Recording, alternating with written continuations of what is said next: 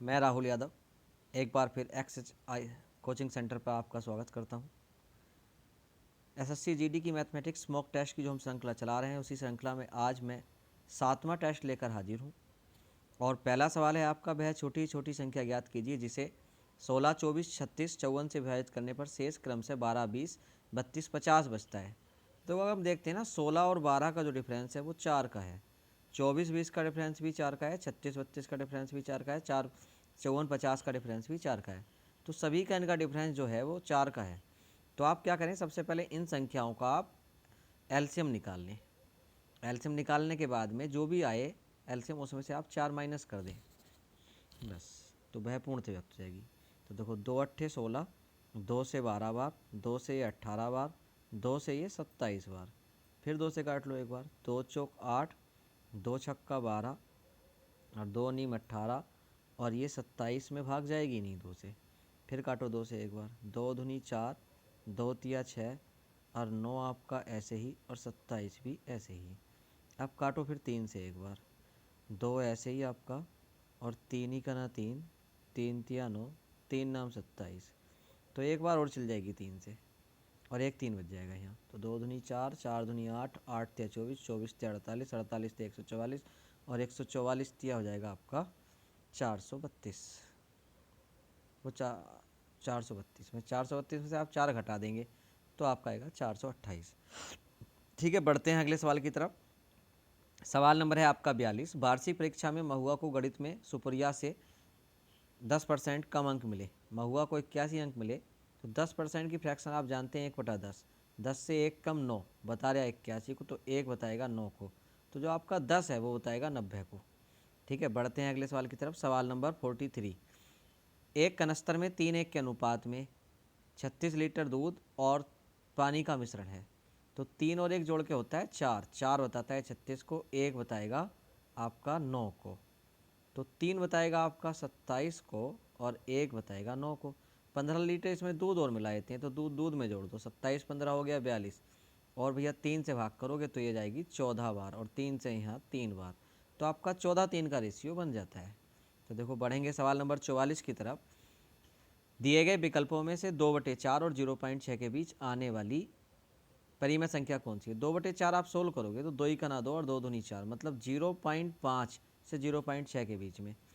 तो 25 चौका होता है 100 पॉइंट लगा के, तो ये तो पहले आ गया, गलत है। 40 पंजे 200 पॉइंट लगाएंगे, 210 हो जाएगा, बचेगा 10, 40 धुनी 80। तो ये इसके बीच में आता है, यही सही होगा। ये देखोगे तो 0.75 होता है इसका मान, और ये 4/3, तो ये तो ऊपर जा रहा है और भी। ठीक है, तो यही आपका बी वाला ऑप्शन हो जाएगा। अब देखो, सवाल नंबर 45 की तरफ चलें। तो 45 में आपको दे रखा है 3 गुणा √21, तो 11 तिया 33, 21, 121 का 3 11 होता है, 361 का होता है 19, और 529 का होता है 23, 2 ऐसे ही, और 36 का होता है 6, 6 दूनी 12, 23 12 आपका हुआ 35, और आपका 33 में से 19 गया तो बचता है 14, 7 दूनी 14 और 7 पंजे 35। तो आपका 2/5 ये आ जाता है, 2/5। तो देखो, बढ़ते हैं अगले सवाल की तरफ। सवाल नंबर है आपका 46। एक मिसाइल 1260 किलोमीटर प्रति घंटा की गति से चलती है, वह कितने मीटर 1 सेकंड में कितने मीटर की दूरी तय करेगी। तो 1260 5/18 से गुणा कर लेंगे मीटर प्रति सेकंड, और 1 सेकंड है। तो भैया काटो 18 से, 18 सत्ते 126, और 70 पंजे 350, सी ऑप्शन हो जाता है। तो देखो, सवाल नंबर 47। वर्तमान में भाई और बहन की आयु का योग 21 वर्ष है। 5 वर्ष पहले उनकी आयु का गुणनफल 28 वर्ष था। भाई बहन की आयु का वर्षों में क्या है, तो ऑप्शन से उठाएंगे, जल्दी हो जाएगा। 9 12 जोड़ते हो आप 21, 9 में से 5 घटाओगे तो 4 आएगा, 12 में से 5 घटाओगे 7, और 7 चौक 28, बिल्कुल सही है। तो पहला ऑप्शन ही आंसर हो जाता है। तो देखो, सवाल नंबर 48। यदि मूलधन और 5 वर्षों के ब्याज का अनुपात 10:3 है, ब्याज 3 है, मूलधन 10 है, रेट नहीं पता, और टाइम 5/100, 1 0 से 0 और 5 से 2 बार, और 2 तिया 6% आपकी रेट आ जाती है।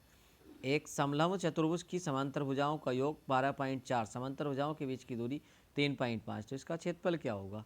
तो क्षेत्रफल होता है 1/2 समलंब समांतर भुजाओं का योग 12.4 गुणा उनके बीच की दूरी, ये होता है भैया।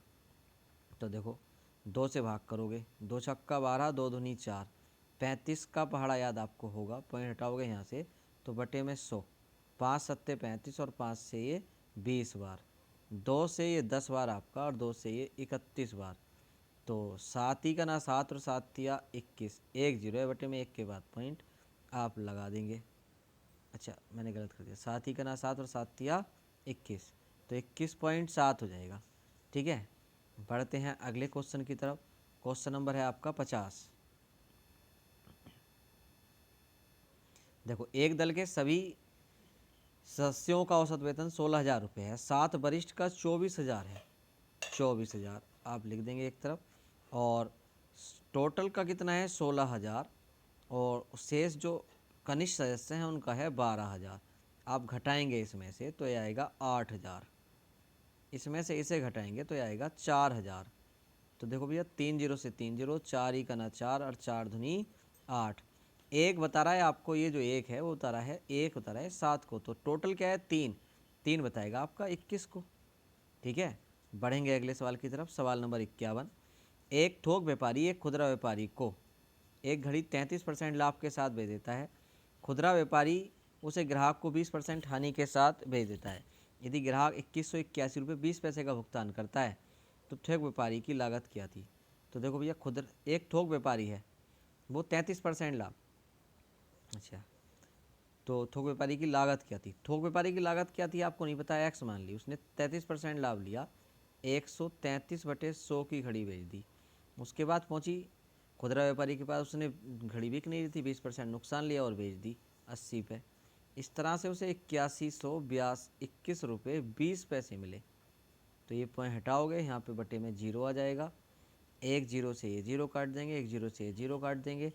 अब अगर आप 4 से भाग करो तो 4 धुनी 8, 4 पंजे 20 बचा 1, 4 चौक 16 बचे 2, 4 पंजे 20 बचा 1, 4 तिया 12, 19 से काटो, 19 सत्ते 133, 19 धुनी 38, बचे कितने आपके 1957 होता है, 16 बचे हो गया 165, 19 अट्ठे 152, बचे कितने भैया 13, 19 सत्ते फिर 133, 7 से काटो, 7 चौक 28 और 7 ही का ना 7, 41 आ जाता है यहाँ।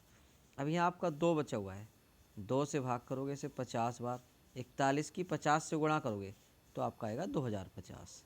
ठीक है, बढ़ेंगे अगले सवाल की तरफ।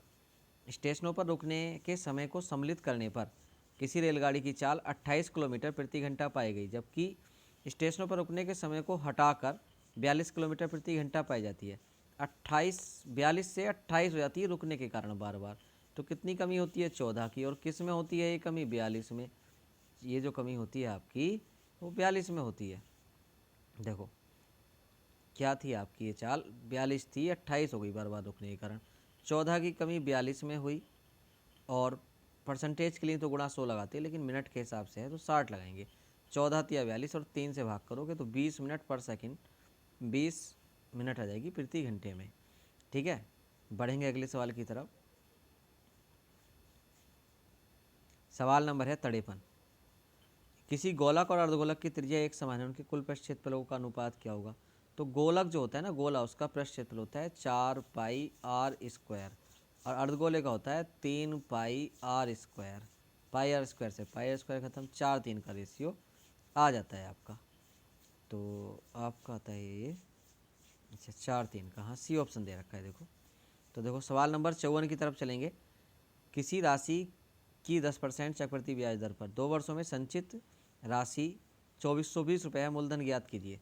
10% की अगर आप फ्रैक्शन निकालें तो ये होती है 1/10, 10 रुपये हैं तो 1 साल में 11, और 2 साल में 100 से 121, 121 बता रहा है 2420 को, तो 121 धुनी 242, एक बताएगा 20 को, और जो आपका 100 है बताएगा 2000 को।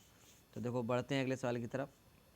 55वां सवाल है, 960 रुपये के लाभ को ए तथा बी में 1/3 और 1/5 के अनुपात में बांटा जाता है, तो उनके लाभ का अंतर बताओ। 5-3 का एलसीएम 15, और 15 से दोनों तरफ मैं गुणा करूं तो यहाँ आ जाएगा 5 और यहाँ जाएगा 3, 5-3 मिला के होता है 8, 8 बताता है 960 को, तो 12-8 96, एक बताएगा 120 को, तो जिनका अंतर 2 है 2 बताएगा 240 को। ठीक है, बढ़ते हैं अगले सवाल की तरफ। 56वां सवाल है आपका। देखो, एक तंबू को 5 मीटर की त्रिज्या के सिलेंडर के आकार में उसके ऊपर उसी त्रिज्या के शंकु को लगाकर बनाना है। यदि बेलनाकार भाग की ऊंचाई 6 मीटर और शंक्वाकार भाग की तिरछी ऊंचाई 10 मीटर, तो तंबू को बनाने में कितने कैनवस की आवश्यकता होगी। तो भैया कैनवस की आवश्यकता मतलब तंबू का हमें क्या निकालना है, शंकु का और बेलन का वक्रपृष्ठ निकालना है। तो बेलन का वक्रपृष्ठ होता है आपका 2πr/h, 2πr/h, और शंकु का होता है πr/l। अब पाई तो दोनों जगह ही है, आप इसे कॉमन ले लें, यहाँ चलेगा, और त्रिज्या भी दोनों की समान है, तो πr कॉमन ले लिया मैंने। यहाँ से बचता है 2 और यहाँ से बचता है h। बेलनाकार भाग की ऊंचाई 6 है, तो 2 गुणा 6 12 हो गया, और यहाँ पे l जो है इसकी तिरछी ऊंचाई वो 10 है। ठीक है भैया, तो 12 और 6 दूनी 12 और 10 22 आ जाता है। तो 22 गुणा 5 त्रिज्या है और 22/7 इसकी त्रिज्या, तो 22 का भाग होता है 484। 484 की 5 से गुणा कर लो, तो 5 चौक 20 का 0 हासिल हो जाता है आपका 2। 5 अट्ठे 40 और 2 42 का 2 हासिल 4। 5 चौक 20 और 4 24 बटे आपका है 7। अब 7 या 21 बचे कितने, 2420/7 आ जाता है आपका फाइनली। आप लिख रहे होंगे इसे 2420/7। अब इन्होंने पूछा है आपसे 20% अधिक चाहिए उसके लिए, तो गुणा 120/100 ये हो जाएगा सिलाई के लिए। तो 20 छक्का 120, 20 पंजे 100। तो देखो 5 से काट रहे होंगे, 5 चौक 20, 484, 5 अट्ठे 40, 5 चौक 484 आ जाएगा ये आपका, क्योंकि उससे गुणा करी थी। और 6 से गुणा कर लो आप, 6 चौक 24 का 4, 6 चौक 24 का 4 हासिल 2। 6 अट्ठे 48, 2 50 का 0 हासिल 5। 6 चौक 24 5 29/7। तो 7 चौक 28 बचा कितना, 1 हो गया 10, 7 ही का ना 7 बचे 3 हो गया 34। तो 7 चौक 28 बचे 6। तो आपका ही हो जाएगा लगभग में 414 के आसपास, 414.86। ठीक है, बढ़ते हैं सवाल नंबर 57 की तरफ। यदि किसी बिजली के बिल पर 21% छूट जाती है, तब 1870 रुपये का भुगतान होना बाकी रह जाता है। तो वास्तविक बिल की राशि क्या थी। 21% घटाने के बाद में 79 का मान है, 21 कम करोगे 100 में से तो आपका 79 आ जाएगा। तो आपको चाहिए वास्तविक यानी कि 100%, और 79 से भाग करोगे ना, तो 79 से भाई जाएगी भाग 2 बार। 80 दूनी 160, 2 कम कर लिए 158 हो गया। 181 में से 158 घटाओ, 11 में से 8 गया 3, और 7 में से 5 गया 2, उतार लिया आपका 7। तो 79 तिया 7 21 9 27 3 बार, तो 2300 रुपये की राशि आती है आपकी ये बिल। देखो सवाल नंबर 58 की तरफ, रुको एक मिनट, थोड़ा ऊपर हो गया है ये।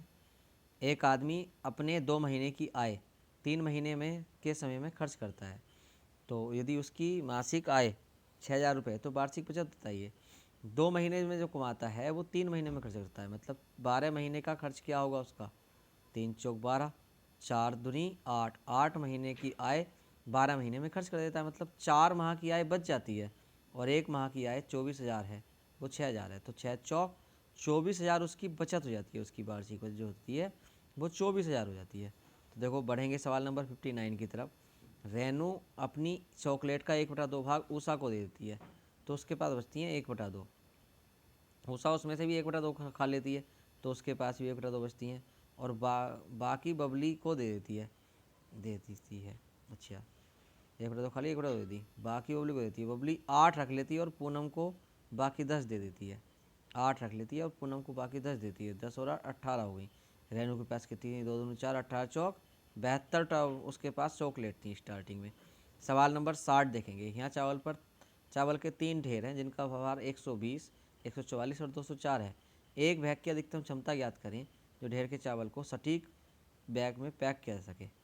तो 12 बारी में 144, 12 दाई 120, और भैया 12 क्या ना 12 बचे कितने 8, 12 सत्ते 84 कट जाता है 12 से, लेकिन 18 से और चेक करो काट के। 18 अट्ठे 144, 18 से आपका 18 सत्ते 18 छक्का 108 नहीं कटता, तो गलत हो गया ये। 15 से तो कटेगा ही नहीं, तो आपका 12 ही आंसर हो जाएगा। ठीक है, तो आपके आज के 20 सवाल पूरे हो गए हैं। बढ़ते हैं मिलते हैं अगली क्लास में।